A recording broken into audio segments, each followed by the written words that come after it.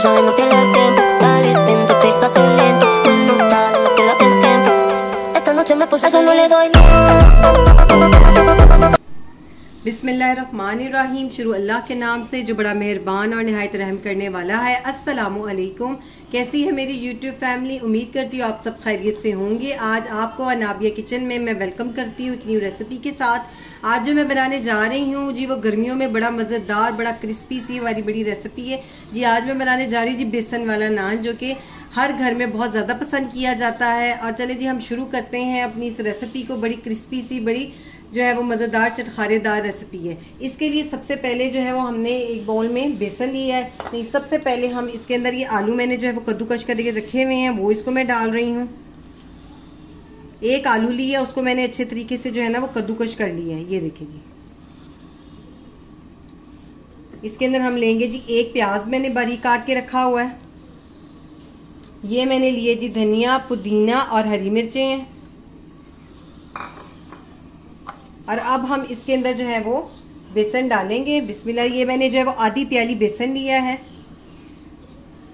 और इसके अंदर हम अब सारे अपने इंग्रेडिएंट्स जो है वो, इसमें नमक है, ये दादर मिर्च है, अजवाइन है, पिसा हुआ धनिया मैंने लिया है क्योंकि साबुत धनिया मेरे पास ख़त्म हो गया था। इसके अंदर साबुत धनिया जाएगा साथ, और पिसा हुआ धनिया भी।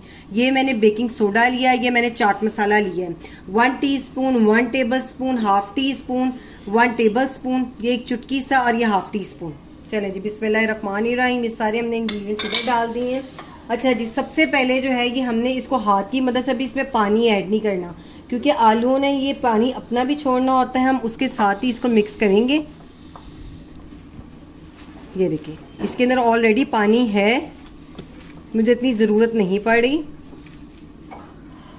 लेकिन इसके अंदर बेसन जो है वो और जाएगा अभी। इसमें 1 टेबल स्पून बेसन जो है वो डालती हूँ मैं, और उसको अच्छे तरीके से मिक्स करके मैं आपको अपना मिक्सचर दिखाती हूँ कि हमने इसको किस तरह का रखना है। और हमने जो हमारे नान के ऊपर जो वो ठहर सके। नान मेरे पास पहले मैंने मंगवा लिए थे। चलिए जी, मेरे साथ साथ देखते जाइए। तो मिक्सचर रेडी हो चुका है। इसको हमने बहुत ज़्यादा रनी नहीं रखना है, इस तरह हमने इसको गाढ़ा गाढ़ा रखना है ताकि हमारे नान के ऊपर ये ठहर सके। नान को मैंने हल्का सा जो वो गीला कर लिया गीले हाथ से। अब मैं इसके ऊपर ये लगाऊंगी। ये देखिए, हाथ की मदद से, क्योंकि चम्मच की मदद से ये ठहरेगा नहीं।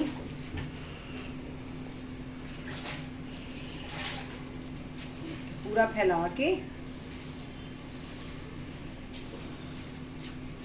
अच्छे तरीके से पूरा स्प्रेड करके अब इसको हम फ्राइंग के लिए रखेंगे। ऑयल जो है वो मैंने पहले गर्म होने के लिए रख दिया हुआ है। चलिए, अभी दूसरी साइड पे नहीं, सिर्फ इसको एक साइड पे हम करेंगे।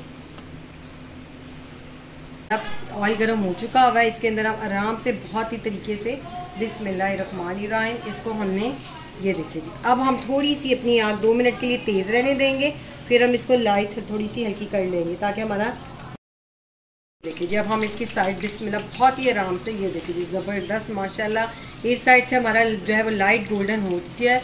अब हमने नीचे वाली साइड से इसको लाइट गोल्डन करना है। बहुत ज़्यादा फ्लेम हमने हाई नहीं करनी, नहीं तो हमारा जो वो बेसन है ऊपर से जल जाएगा। हमें इसका लाइट गोल्डन कलर चाहिए।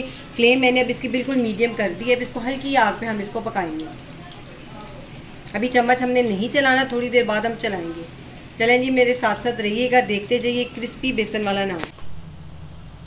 जी, हमारा ये बेसन वाला नान फ्राई हो चुका है। आप ये देख सकते हैं कितना क्रिस्पी और ज़बरदस्त किस्म का हमारा ब्राउन हुआ है, ये लाइट गोल्डन हुआ है नान हमारा क्रिस्पी पकौड़े वाला बेसन वाला नान। आपने इसको रेसिपी को ज़रूर ट्राई करना और मुझे बताना है आपको कैसा लगा। जल्दी न्यू रेसिपी के साथ मैं आपको मिलूँगी। मुझे इजाज़त दीजिए, इजाज़त दें। खुदा हाफिज़।